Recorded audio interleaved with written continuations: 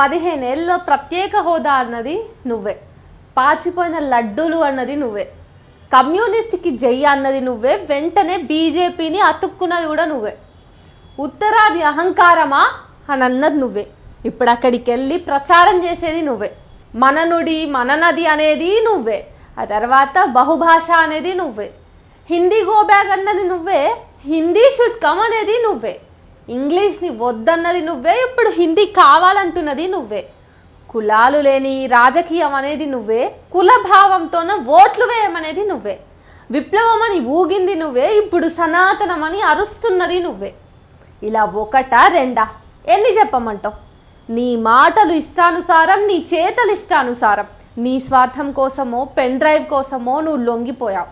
మన రాష్ట్రానికే అనుకున్నా, ఇప్పుడు ఇతర రాష్ట్రాలకి ప్రమాదకారిగా మారావు. నీ వల్ల ఈ రాష్ట్రం ఎంతో నష్టపోతోంది. ఒక తరం నీ